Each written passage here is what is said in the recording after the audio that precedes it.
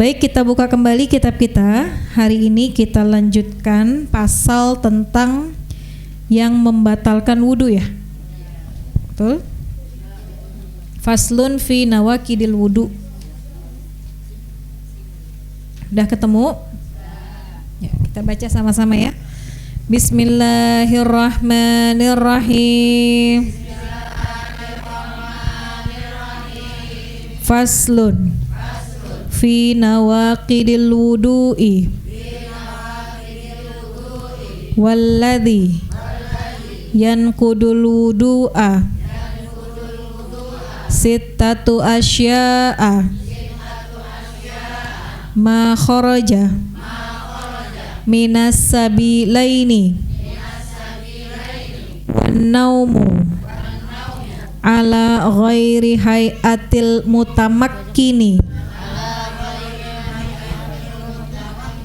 wa zawalul aqli bisakrin au maradin wa lamsur rajuli al mar'atal ajnabiyata min ghairi hailin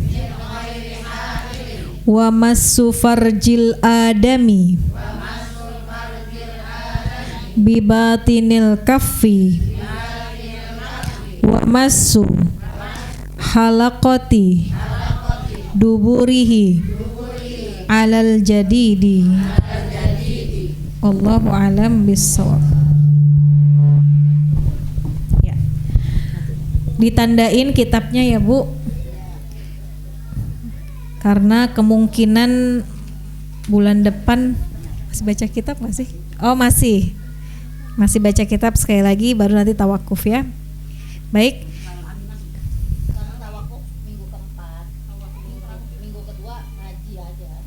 Oh ya, berarti masih satu lagi ya.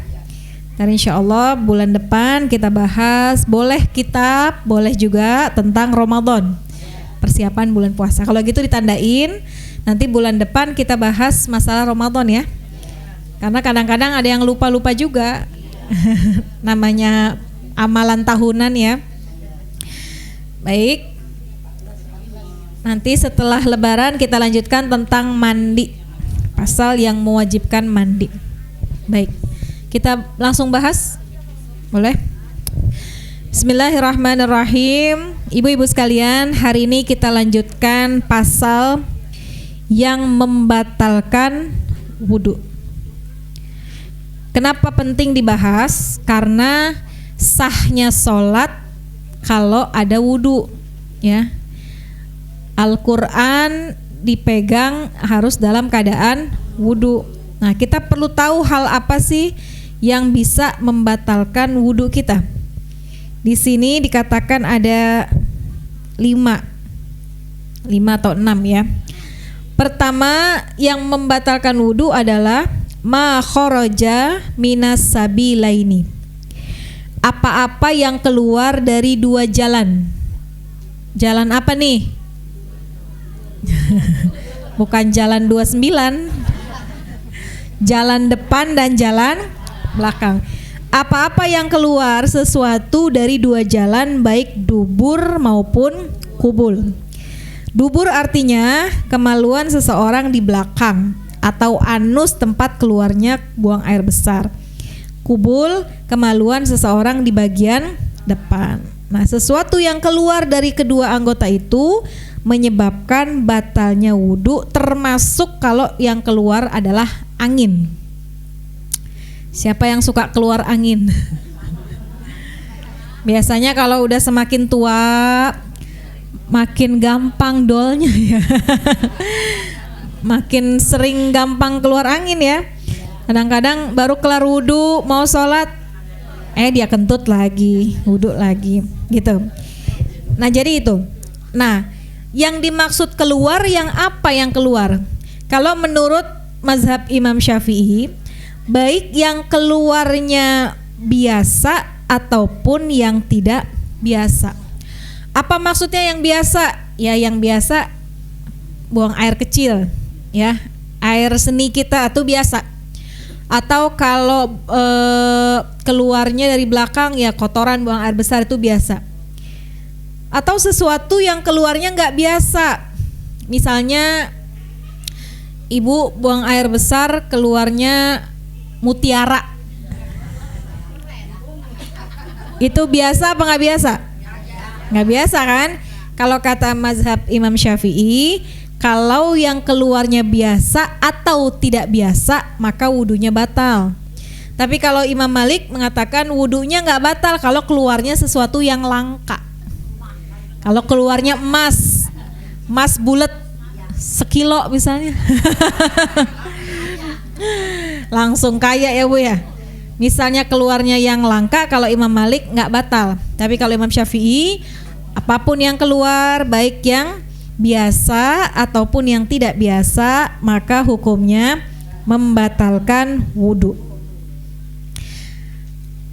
Apa landasannya, dalilnya? Dari Abu Hurairah, la yaqbalullahu sholata ahadikum iza ahdasa hatta yatawaddoa. Nggak sah tidak diterimanya sholat seseorang kalau dia berhadas sampai dia wudu lagi. Nah, buang air kecil ya atau buang air buang angin itu kan bagian dari hadas. Maka ketika keluar hadas, wudu kita batal. Di sisi lain ini ngajarin kita gini Bu, agama itu gak selalu bisa dimasukkan akal. Gak semua ajaran agama itu masuk akal. Tapi karena ini adalah syariat, kita ikutin. Kenapa demikian? Coba kita pikirin.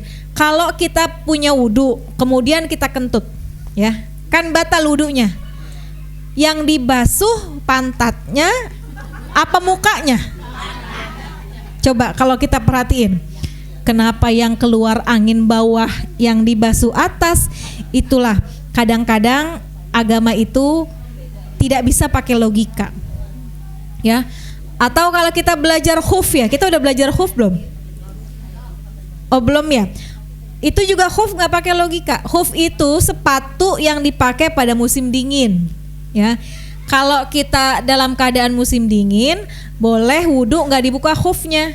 Padahal yang kotor kan bawahnya sepatu. Kenapa khuf yang dibasuh atasnya? Lagi-lagi kadang-kadang ajaran agama kita nggak bisa selalu masuk pakai logika, ya. Kenapa yang kentut bawahnya, yang buang air besar bawahnya, yang dibasuh wajahnya, hidungnya? Apa hubungannya hidung sama bawah? Tapi itulah agama. Jadi kalau kita udah diajarkan, ya kita ittiba, mengikuti apa yang diajarkan oleh Nabi kita Muhammad sallallahu alaihi wasallam. Nah, kalau yang keluar semacam kentut, tapi bukan kentut, nih sering banget saya dapat pertanyaan. Jadi pas kita lagi ruku atau lagi sujud itu suka keluar kayak pes gitu ya. Apa? Kemik-kemik. Tuh bahasa orang mana tuh? Iya halus gitu ya, halus banget. Nah itu gimana? La wudu'a illa min sautin aurihin. Gak batal wudu orang kecuali dengan bau atau dengan bunyi gitu. Jadi wudu kita gak batal kecuali apakah ada baunya atau ada bunyinya gitu. Jadi kalau itu hanya kayak kemik-kemik apa-apa tuh ya, hanya rasa sedikit, bau atau enggak, bunyi atau enggak, tergantung. Kalau salah satunya maka batal. Misalnya kita berasa keluar enggak bunyi sih tapi bau, nah itu kentut. Itu batal. Atau sebaliknya, bunyi gede walaupun enggak bau, itu tetap kentut.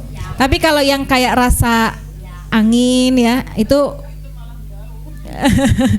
jadi bukan bau dan bukan bunyi, maka kemungkinan besar itu bukan bagian daripada kentut gitu ya. Jadi la wudu'a illa min sautin aurihin. Gak batal wudunya kecuali dengan adanya bau atau dengan adanya suara, ya. Iya. Nah, keraguan itu kadang-kadang datangnya daripada syaitan juga, keraguan. Jadi kalau kita yakin, enggak ini bukan kentut nih, saya yakin. Kadang-kadang rasanya juga lain ya Bu, keluarnya gitu, keluarnya dari tempat yang berbeda kalau kita rasa, gitu ya. Nah jadi keluar sesuatu dari tempat yang biasa maupun yang tidak biasa. Terus ada yang bertanya, gimana kalau orang yang maaf ya, yang punya penyakit wasir? Itu kan dia kan keluar ya, dia keluar membatalkan wudu atau enggak? Kita lihat. Kalau wasirnya itu keluarnya terus-terusan, maka ketika wudu dan dia masih keluar enggak ada masalah. Berarti itu jatuhnya udah darurat.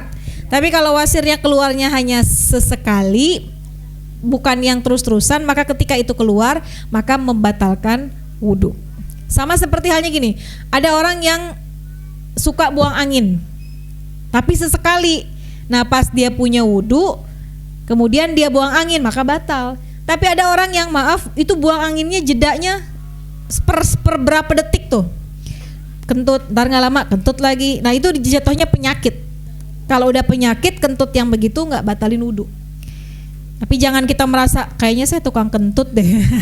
Enggak, jadi beda. Kalau misalnya ya buang anginnya sesekali, nah itu ketika wudu batal. Tapi kalau emang dia punya penyakit ya yang terus-terusan gitu, maka itu tidak membatalkan karena jatuhnya sudah darurat. Ya. Gitu ya. Jadi yang pertama adalah keluarnya sesuatu yang biasa atau tidak biasa dari dua jalan, baik dari dubur maupun dari kubul. Semua yang keluar itu membatalkan kecuali ada satu yang nggak batal, illal mani, kecuali mani. Mani itu nggak batal wudu kita, tapi wajib mandi. Jadi ma kharaja minas sabilaini illal mani. Jadi keluar mani itu nggak batal wudu, tapi wajib mandi. Tapi kalau buat kita mah nggak enak ya. Udah kita mandi hadas besar sekaligus kita wudu. Yang kedua, yang membatalkan wudu adalah wan naumu ala ghairi hayatil mutamakkin. Tidur dalam keadaan duduk yang duduknya enggak mantep. Maksudnya apa? Tidur yang memungkinkan keluar sesuatu dari salah satu anggota kubul atau dubur yang enggak terasa oleh yang bersangkutan. Misalnya gini, ibu lagi itikaf misalnya, kita itikaf dari maghrib ke isya ya. Nah begitu kita di pertengahan waktu itikaf dari maghrib ke isya, jam 7 kurang 15 kita ketiduran. Tidur di dalam masjid dalam posisi duduk, duduknya begini. Nih maaf ya, pantat kita ketutup rapat.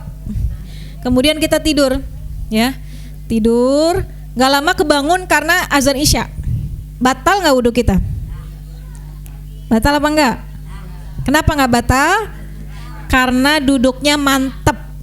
Kalau duduknya mantep, kemungkinan angin keluar rada nggak bisa, susah, susah ketekan kan? Nah kalau pantatnya keangkat, baru. Beda kalau misalnya gini, nih kayaknya yang ketawanya gede yang tukang kentut nih lagi. Gitu. Nah, kalau kita tidurnya nyender, Bu, nih ada teman kita ngantuk banget, kita bilang, gue numpang nyender ya bentar, iya. Pas nyender, kan pantat kita gini nih, keangkat. Kita nggak sadar namanya tidur, bisa jadi keluar. Nah maka ketika kita terbangun, batal wudu kita, karena bisa jadi ketika kita tidur terangkat. Apalagi kalau sampai nungging. Ada orang yang nungguin azan isya, udah ngantuk banget dia tidurnya nungging begini. Itu mah udah mancing banget, mancing angin keluar. Ya, jadi yang tidak batal adalah tidur yang dalam keadaan duduk yang sangat mantap, duduknya mantap gitu ya. Kenapa demikian? Dikatakan wika usahi al ainani, benang pengikat pantat adalah dua mata kita. Jadi faman nama falatawatto. Jadi kalau kita duduk dengan mantap gitu ya, maka insya Allah tidak batal wudunya. Tapi kalau misalnya kita miring atau sampai tengkurap atau sampai sujud, nah itu bisa membatalkan wudu. Itu yang kedua. Memang masalah tidur ini, Bu, kenapa sih kita bisa suka ngantuk? Karena emang setan itu nggak demen sama orang yang suka ibadah, ya. Setan itu nggak demen sama orang yang suka sholat, yang suka baca Quran. Makanya bawaan kita ngantuk mulu, kan gitu ya. Kita kalau main handphone itu berjam-jam tuh kuat, ya. Tiba-tiba, udah jam 10, udah jam 11, tuh karena main handphone. Itu setan demen kan. Nah kalau kita buka Quran ya, satu halaman masih bagus, halaman kedua udah mulai halaman ketiga Qurannya udah mulai goyang, halaman keempat ya toh deh. Kenapa begitu? Karena syaitan itu sangat seneng godain orang yang lagi ibadah, ya. Makanya tidur itu menjadi salah satu gangguan daripada orang yang punya wudu dalam keadaan sholat. Yang ketiga, yang membatalkan wudu adalah zawalul akli bisakrin au marodin. Hilangnya akal karena mabuk atau sakit atau pingsan. Jadi orang yang hilang akal karena mabuk, ya, ini bukan berarti dibolehkan mabuk ya Bu. Maksudnya ada orang pelaku maksiat, ya, dia belum juga bertaubat, tapi dia ingat sholat. Nah, maka ketika dia dalam keadaan mabuk, itu nggak boleh dia melaksanakan sholat. Dan ketika sebelumnya dia punya wudu, kemudian dia mabuk, maka wudunya batal. Kenapa demikian? Karena Nabi pernah, ya, pada satu masa beliau sakit kemudian pingsan. Ketika Nabi bangun, Nabi kembali berwudu. Nggak lama pingsan lagi. Kemudian Nabi kembali lagi berwudu. Nah, inilah salah satu yang dijadikan dalil bahwa orang yang hilang akal karena mabuk atau sakit, ya, sakit di sini apa? Sakit yang suka hilang akal apa? Ayan, ya. Sakit ayan itu orang yang kambuhan. Biasanya karena kecapean, kedinginan, itu dia akan kambuh ayannya. Maka ketika dia ayan, sekalipun sebelumnya dia lagi sholat gitu ya, kemudian atau mau sholat kemudian dia ayan, nah maka setelah dia sadar kembali, wudu yang tadi itu batal, harus kembali berwudu. Ataupun pingsan, kalau misalnya kita pingsan karena kelelahan, kecapean, maka setelah kita pingsan, bangun dari pingsannya, kita diwajibkan berwudu kembali. Itu yang ketiga. Yang keempat, yang membatalkan wudu adalah walam surrojuli al-mar'ah. Bersentuhannya laki-laki dengan perempuan al-ajnabiyah yang bukan mahram, min ghairi ha'il, tanpa adanya penghalang.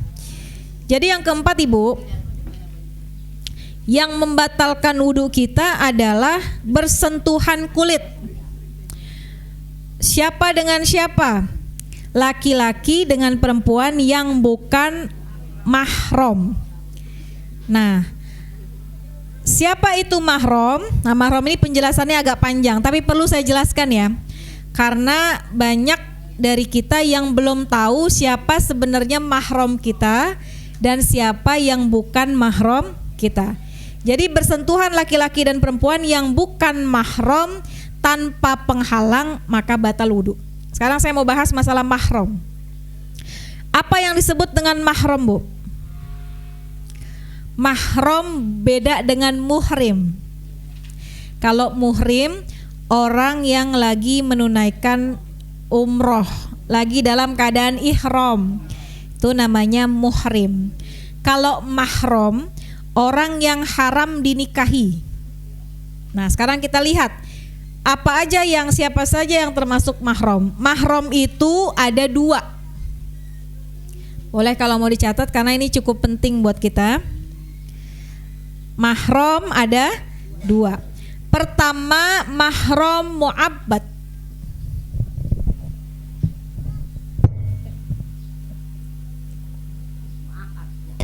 Mu'abbad. Pakai dal. Mu'abbad. Yang kedua, mahram mujamma.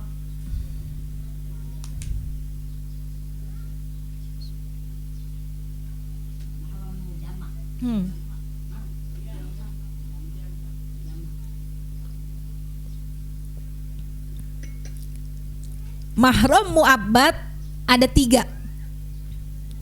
Mahram mu'abbad yang pertama ada 3. Ada tiga kelompok. Nanti baru kita bahas. Yang pertama, mahram karena keturunan. Mahram karena keturunan.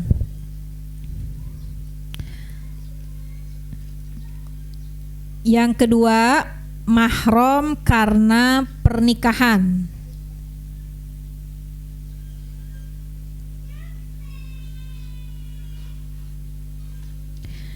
Yang ketiga, mahram karena persusuan.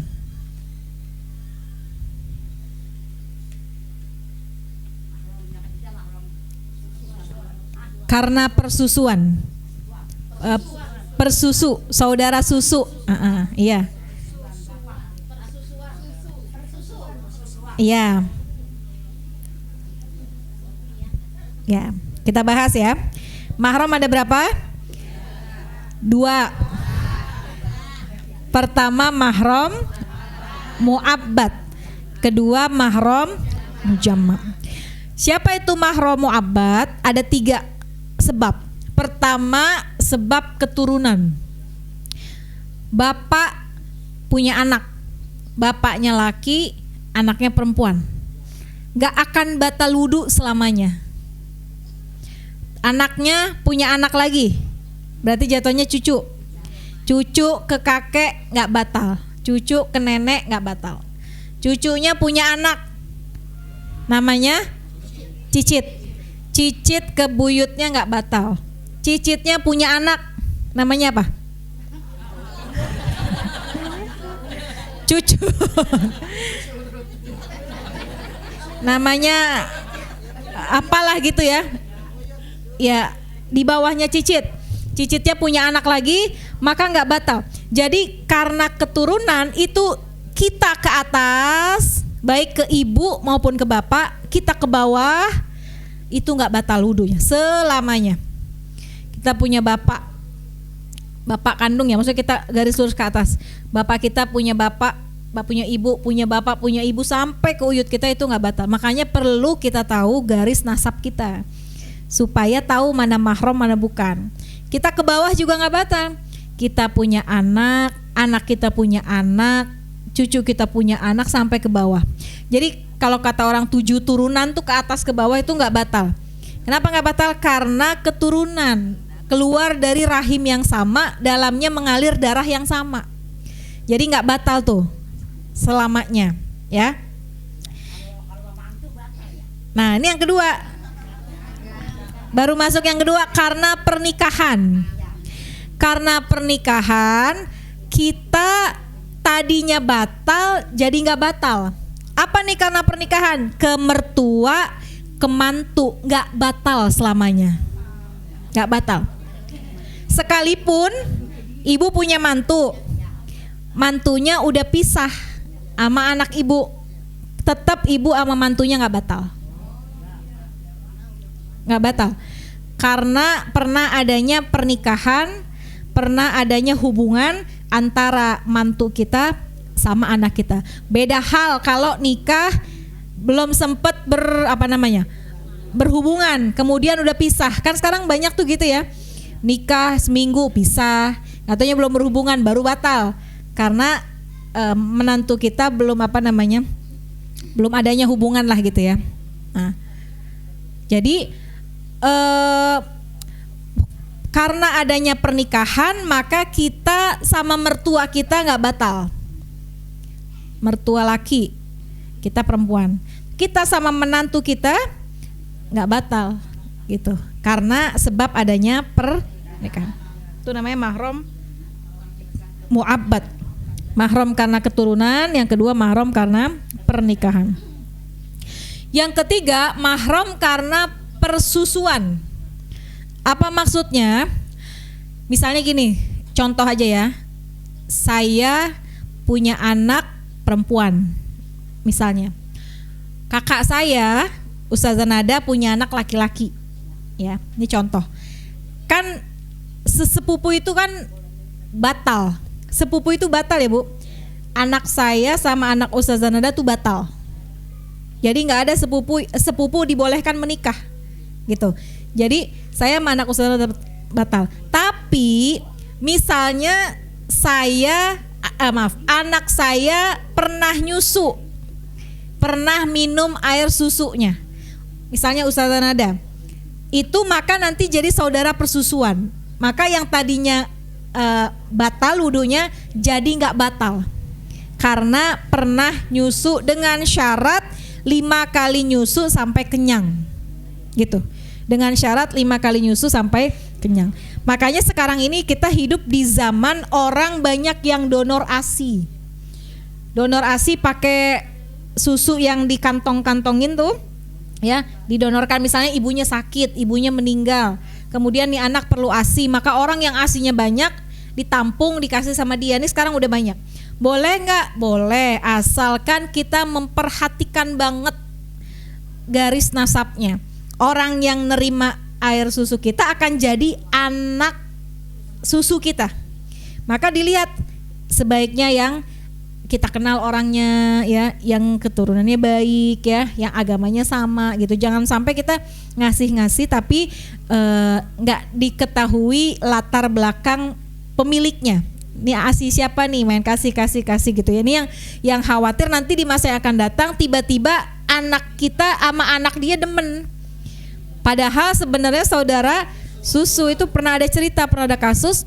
Begitu dia mau ketemu orang tua sama orang tua, mau adanya persiapan lamaran, pas dilihat, lah ini anak susu saya, waktu kecil pernah saya susuin, udah harus terputus karena nggak batal dia sama dia, gitu. Jadi ini yang harus diperhatikan, ya. Jadi saudara persusuan ini sekarang marak. Sebenarnya dulu juga udah marak ya, Bu. Kalau saya dengar cerita ayah saya, dulu itu juga marak persusuan tapi nyusunya langsung, gitu ya. Kayak Nabi kan punya ibu susu kan, Halimatus Sa'diyah. Orang-orang tua dulu juga saya pernah dengar begitu. Misalnya ibunya lagi pergi, gitu kan. Nih anak titipin, bukan sekedar dititipin doang tapi disusuin juga. Makanya banyak tuh saudara-saudara persusuan karena ini ayah saya pernah nyusu juga sama ini, jadi nggak batal. Jadi kayak gitu-gitu.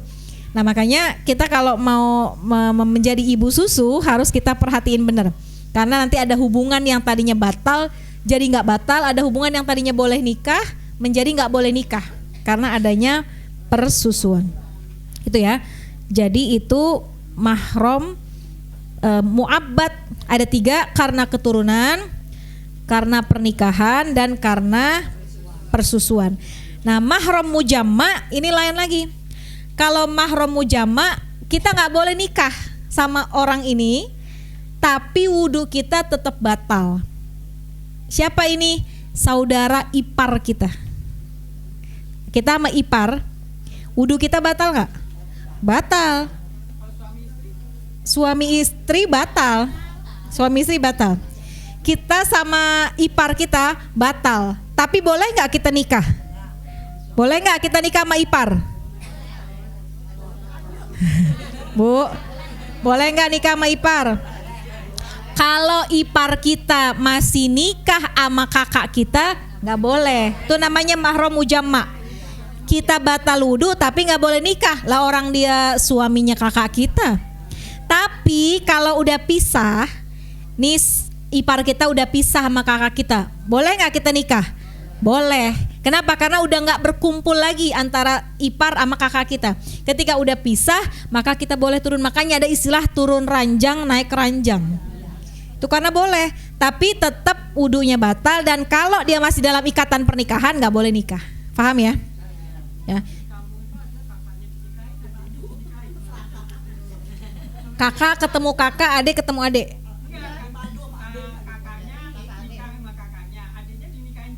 Oh, nggak boleh. Itu namanya apa namanya mahram mujama itu selagi dia nikah sama kakaknya, dia nggak boleh. Kecuali kalau kakaknya udah pisah, kakaknya meninggal, boleh adiknya naik. Jangan bareng, emang nggak ada orang lain. Ya Allah. Nggak boleh itu menyalahi syariat. Lagi pertama kalau syariat udah ngatur pasti ada maslahat, ada mudarat ya. Iya. Lagi itu kalau dimadu sama adeknya Bu, apa perasaannya itu? Ya. Iya. Cuma emang nggak boleh. Jadi karena masih ada ikatan pernikahan, tapi kalau udah selesai maka boleh. Makanya ada istilah naik ranjang turun ranjang, gitu ya. Jadi ipar sama mertua beda. Kalau mertua selamanya kita nggak batal wudu, tapi kalau sama ipar wudunya batal tapi nggak boleh nikah karena adanya pernikahan, gitu ya. Nah, balik lagi ke kitab.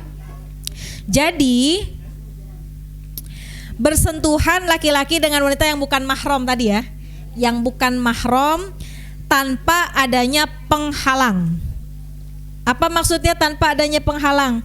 Nggak ada pembatasnya.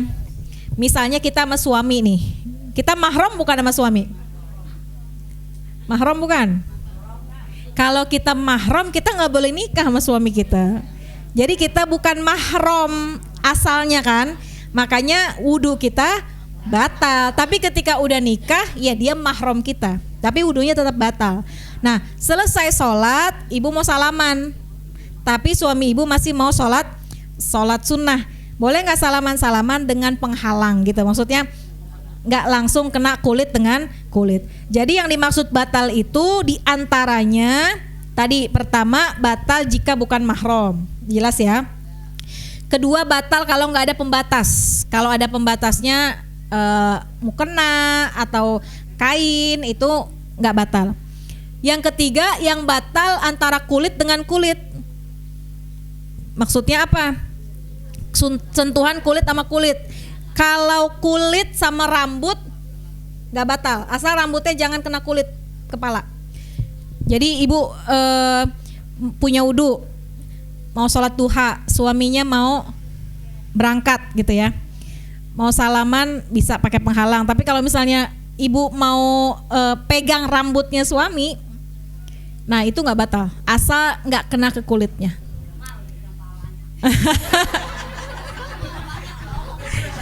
Iya, benar juga ya. Atau gini kasusnya dibalik. Benar juga kata suami, lalu ngapa megang pala gua? Atau dibalik, saya ngasih contohnya salah.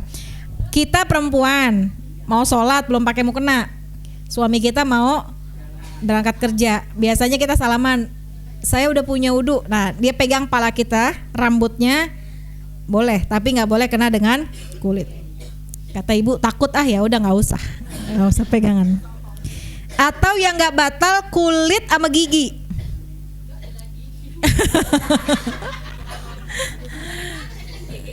Misalnya ibu gemes sama suaminya, pengen coel nggak bisa, coel giginya nggak batal. Gemes sama giginya gini nih, itu nggak batal. Atau kulit sama tulang, enggak, tapi susah ya kalau kita kan tulang dilapisi dengan kulit. Kuku ini rentan sama kulit ya. Kalau kukunya doang nih, kalau kukunya doang batal nggak? Enggak, tapi kalau kena kulit batal. Tapi ini rentan ini Bu, ini tipis antara kuku dengan kulit ya. Dan apa tadi syarat-syarat tadi, tanpa ada penghalang, bukan mahram, antara kulit dengan kulit, laki-laki dengan perempuan. Kalau perempuan sama perempuan sih nggak batal, asal benar-benar perempuan, jangan perempuan jadi-jadian ya. Ada orang laki-laki ke perempuanan, karena udah kayak perempuan banget terus kita nempel-nempel gitu padahal aslinya laki-laki, tetap itu batal. Jadi laki-laki asli, perempuan juga asli bukan yang palsu. Nah, yang kelima yang membatalkan wudu wa massu farjil adami bi batinil kaf. Menyentuh kemaluan dengan telapak tangan. Menyentuh kemaluan dengan telapak tangan, baik kemaluan sendiri atau kemaluan orang lain, baik orang dewasa maupun anak kecil. Mana yang dimaksud dengan telapak tangan? Telapak tangan itu, Bu, kalau kita tempel nih, yang nggak kelihatan namanya telapak tangan. Ini kan nggak kelihatan nih, ini namanya telapak tangan. Tapi kalau yang pinggir itu bukan telapak tangan. Jadi yang telapak tangan adalah yang pas kita tepok ketutup, itu namanya telapak tangan. Jadi kalau kita lagi punya wudu, ya, kemudian anak kita, ini kan kemaluan orang lain, anggaplah anak kecil. Anak kita laki-laki mau pipis. Biasa kalau pipis, maaf ya, misalnya kelaminnya kita pegang, kalau enggak muncrat kemana-mana. Maka kita udah mau sholat nih, boleh nggak? Boleh kita pegang tapi dengan ini, dengan jari-jari. Karena kalau kena ke telapak tangan maka batal. Cuma kalau kita karena biasanya kita berhati-hati ya, habis pegang itu udah kita wudhu lagi biasanya gitu kan. Tapi kalau dalam kasus ini batal enggaknya kalau kena pinggirannya enggak, ya. Atau yang sering gini, Bu, kalau kita mandi hadas besar, mandi janabah, kan susunan mandi hadas besar itu sebelum kita mandi kan wudhu dulu, ya kan? Wudhu dulu. Nah biasanya udah selesai mandi, Ibu wudhu lagi nggak? Wudhu lagi. Kenapa wudhu lagi? Karena tangan kita suka meraba, gosok-gosok gitu ya, gosok-gosok sabun, maka cuci lagi. Tapi kalau misalnya ketika kita mandi tangan kita nggak kena lagi dengan alat dengan kemaluan kita, maka nggak wudhu, nggak apa-apa. Nah ya, kalau ngusapnya pakai tangan mungkin bisa. Kalau ngusapnya pakai spons, ya, itu kan nggak bersentuhan. Itu kalaupun nggak wudhu lagi nggak apa-apa, karena tidak menyentuh dengan bagian telapak tangan kita, ya. Menyentuh kemaluan yang mana? Kalau perempuan ya di wilayah kemaluan, maaf. Kalau laki-laki batang kemaluannya. Itu kalau menyentuh itu dengan telapak tangan, maka hukumnya batal. Dan yang terakhir, wa masu khalaqah duburihi alal jarid. Menyentuh dubur bagian dalam. Apa itu dubur? Pantat kita. Kalau nyentuh bagian dalamnya batal. Kalau luarnya doang enggak. Misalnya kita di sininya nih, kan bagian luar nih, gatel gitu. Kita lagi mau sholat, kita garuk nggak batal. Tapi kalau udah menyentuh bagian dalam tuh mana? Tempat keluar. Benar, lobangnya dan tempat sekitar lobang. Tempat sekitar keluarnya kotoran itu di sekitar lobang itu bagian dalam. Tapi kalau bagian luar enggak.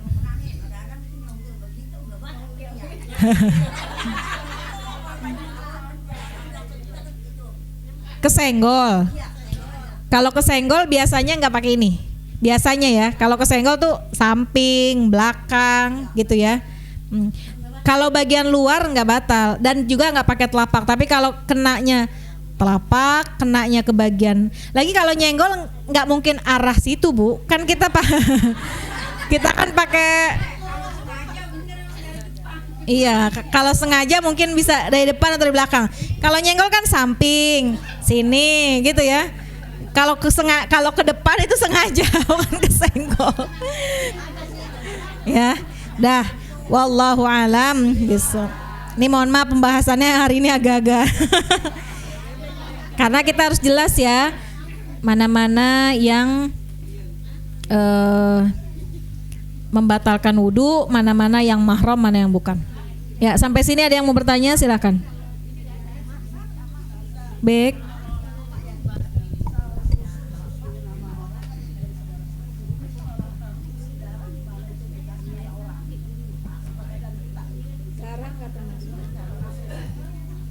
susah kalau transfusi darah itu.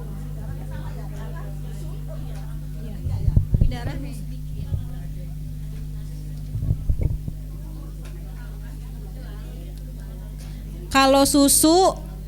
Kalau susu itu akan menjadi darah, akan menjadi daging.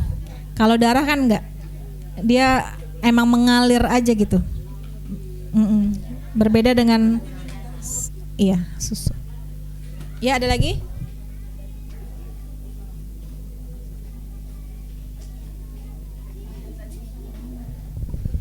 Udah jelas ya?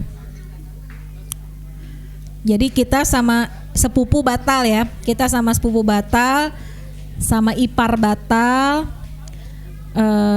sama mertua nggak batal, sama mantu nggak batal, sama orang tua batal. Jadi harus dilihat. Suami batal.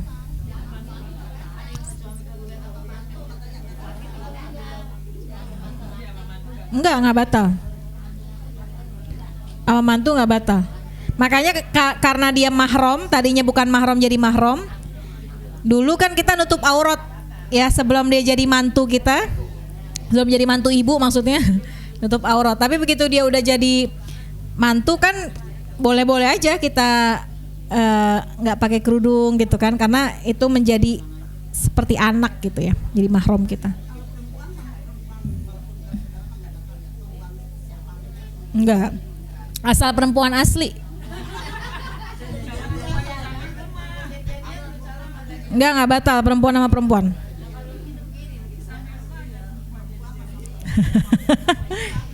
Enggak. Saudara kek enggak saudara kek, satu jenis kelamin enggak batal. Ya. Udah cukup ya. Mudah-mudahan manfaat.